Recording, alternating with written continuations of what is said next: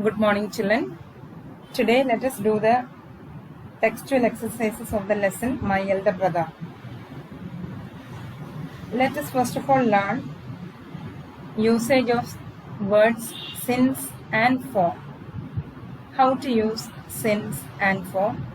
Where to use these words. First of all, let's learn the rules of using for in a sentence. For is used with a period of time to show a definite, complete period of time. So, for will always be followed a period of time when denoting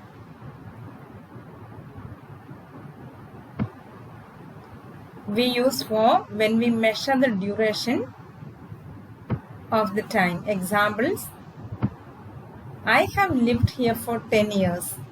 I have lived here for 10 years. 10 years is a complete length of time. It does not tell us when I started living here or till when I have lived there. But it tells you the duration, the period of time, 10 years. So you can notice here, for 10 years. So we are referring to a person who went to Japan. How much time is she going to spend there?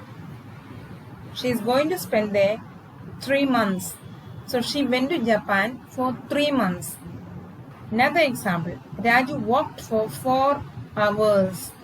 4 hours. Total amount of time he spent is 4 hours. Raju walked for 4 hours. So the total duration, 4 hours, 3 months, 10 years. So you can notice here how the time is mentioned here. It is mentioned as years, months, hours. Sometimes it can be also minutes, seconds, etc. So amount of time, the duration of time is mentioned here. Now let's see where to use since. Since is used to show starting point of actions. Since is used to show the starting point of actions. So you can see since followed by a point in time in the past until now. It refers to when things began. It refers to when things began. It does not show total duration of or period of time. It shows when an event started. Examples: I have been a doctor since 1992. So here someone is saying that he or she has been a doctor since 1992. That is the year this person has become a doctor. And that person has been a doctor from that time onwards till now. So it began in the year 1992 and it is continuing till today. So it is a beginning point is given since 1992. Okay, let's see another example. He hasn't eaten since 7 o'clock. He has not eaten since 7 o'clock. He hasn't eaten since 7 o'clock. So that's how since is used. Yet another example. They have been living in America since 1984. It does not tell us how many years they have lived there or how long time they have lived there, but it is telling us this family has been living in America since 1984 and they are continuing to live there. When we use the word since 1984, it means even now they are in America. So we have exercises on page 76 where we are tested how to use since and for in a sentence. Read the following sentences. Bhaiya has been studying in the same class for 2 years. So Bhaiya has been studying in the same class for 2 years. It shows a period of time or duration, 2 years. So the time taken in that class is 2 years, total amount of time. Next sentence. Munna was flying kites since morning. From a time in the past till the present. Since morning means That is the starting point of this particular action. So now let us fill in the blanks using for or since. I have lived in this house, blank, I was a baby. What should we use here? For or since? I have lived in this house, blank, I was a baby. So I was a baby is the point of time where this action has begun. So we have to use the word since. I have lived in this house since I was a baby. Let's look at the next sentence. This big jar has been in our family, blank, many years. So many years shows the length of time or duration of time. So along with duration, we need to use the word for. This big jar has been in our family for many years. Let's now look at the third example. The old banyan tree in the village has been there, blank, the last 200 years. So the last 200 years shows the duration. Duration comes always along with the word for. The old banyan tree in the village has been there for the last 200 years. And the last question, nobody has seen him, blank, yesterday. So yesterday is the starting point of disappearance of this person. So nobody has seen him since till now, since yesterday till now. So we have used the word since. Children, you have to copy down these answers in your textbook. Solve all these in your textbook. Let's now go to another exercise. This is also on page 76 of your textbook. Here we are given words in the blank. Here is a paragraph and it is an incident. So these things have to be told in past tense. So we need to use past tense while filling up the blanks. All the class 5 students of our school, blank, were or was gathering in front of the principal's office. Should we use the word were or was? Let's see. All the class 5 students of our school. So we are speaking about students. When plural form is used, we have to use the word were. All the class 5 students of our school were gathering in front of the principal's office. They, blank, going for the inter-school race. Was or were? Since we are talking about they were going for the inter-school race.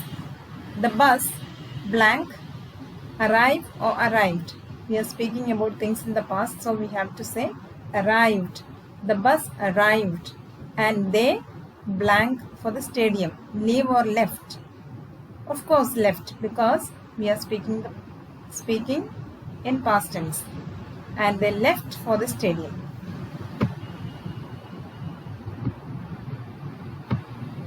Next, the runners were taking or taken to the starting point. The runners were taken is the correct form.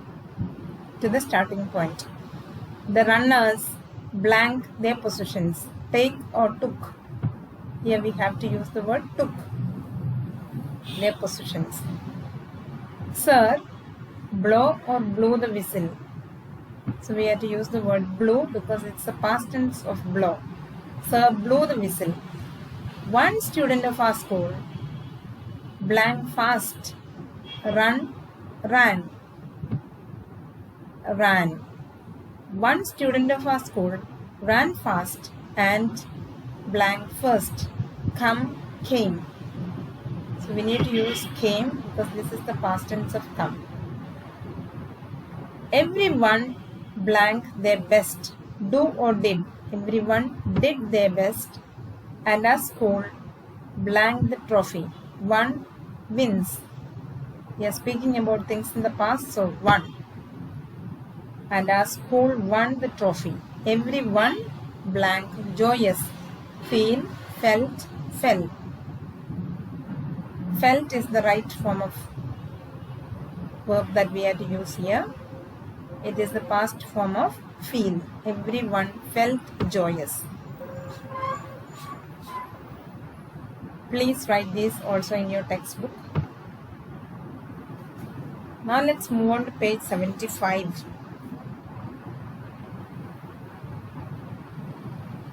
To learn means to understand or to gain knowledge. To teach means to show how or to explain. So learning and teaching are two different processes. In one, we are getting the knowledge, that is learn. Teach means to give knowledge or to explain. So these two words are to be used in the following sentences in their correct form. So the different forms are given in the box above.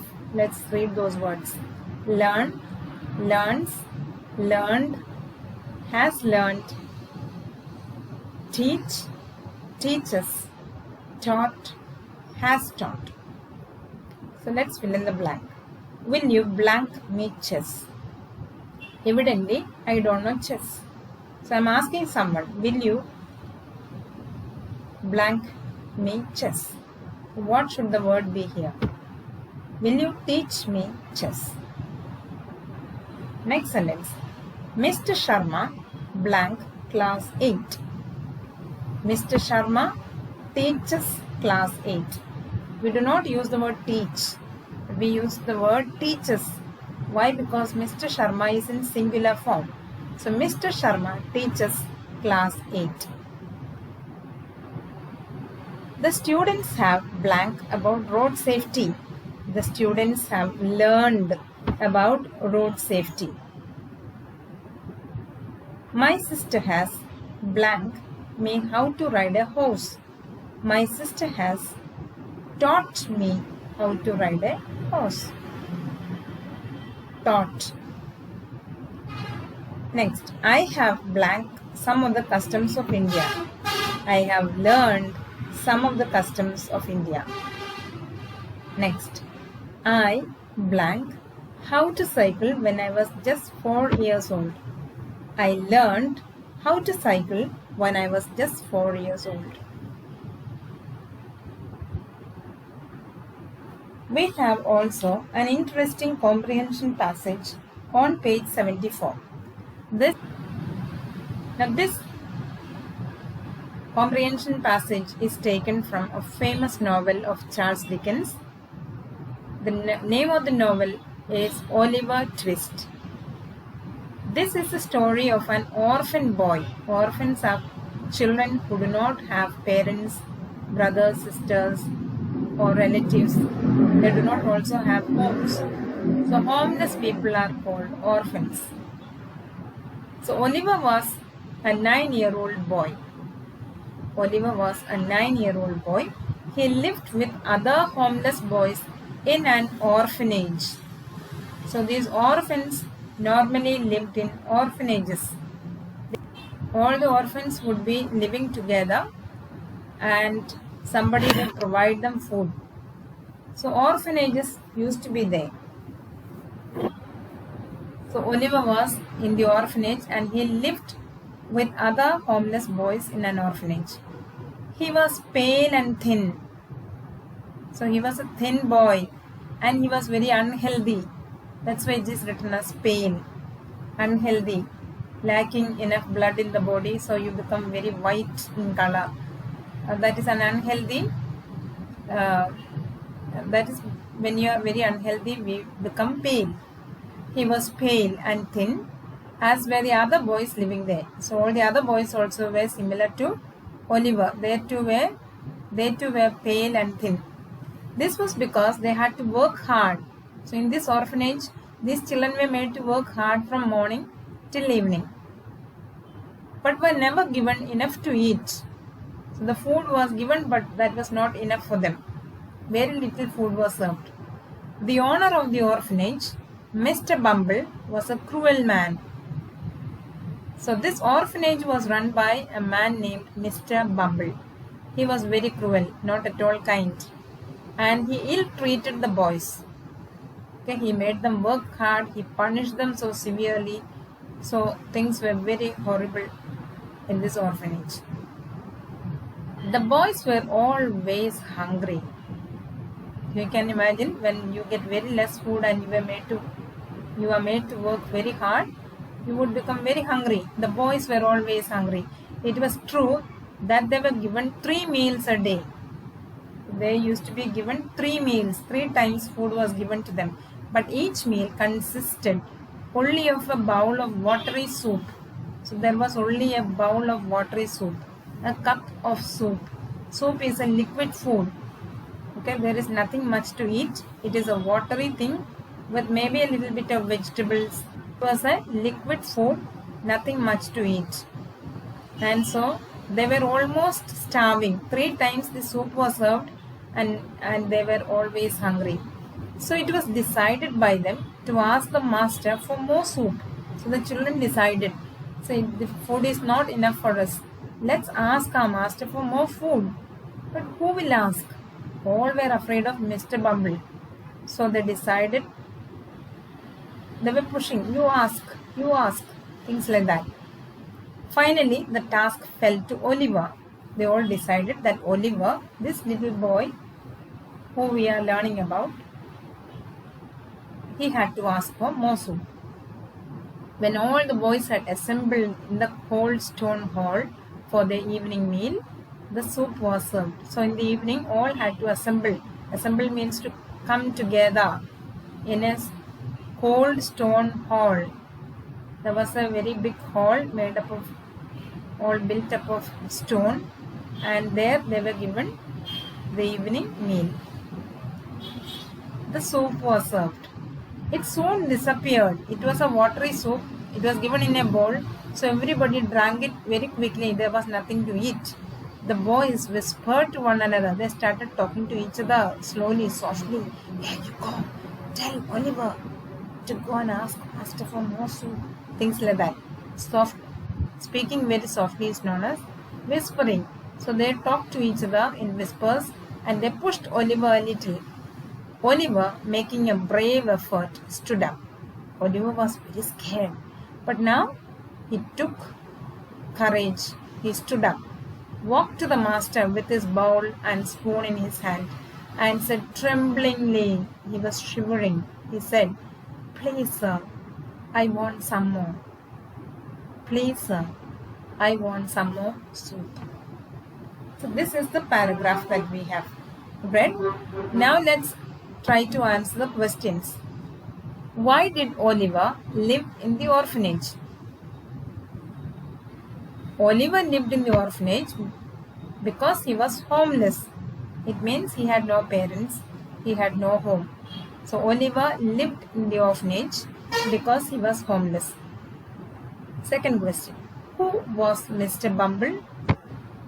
Mr. Bumble was the owner of the orphanage. He was the owner of the orphanage. What meals were the boys given? What food were they given? The boys were given only a bowl of watery soup.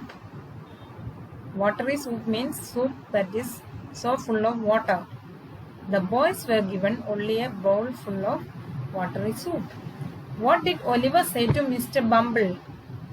Oliver requested Mr. Bumble to give him more soup. The boys were given 3 meals a day. Then why were they always hungry? The options are because the soup they were given was never enough, because they worked very hard all day long, because the older boys drank up their soup.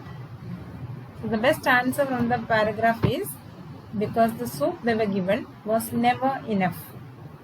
It was not enough for them. Next question. Find the words from the passage that mean the same as very hungry. Starving. Another word that means to vanish, disappear. All the boys assembled in the cold stone hall. Here the word assembled means moved away, collected, worked together. Which is the correct meaning? Assembled means collected. From the word assemble, remove the last two letters, that is ed. Add one letter to make a word which means a time at the school when the whole school gathers. So a time where the whole school gathers is assembly. A-S-S-E-M-B-L-Y, assembly. And at last, we need to give a suitable title to the passage. Title is a name, a heading. So what name would you give? You can give different names like orphanage, orphans, or hunger. What else? Mr. Bumble's orphanage. Anything you can give. So I have given here orphans. Anyway, it should be connected to the paragraph. The main idea of the paragraph should come in the heading. That's how you have to give a title. So dear children, write this in your textbook.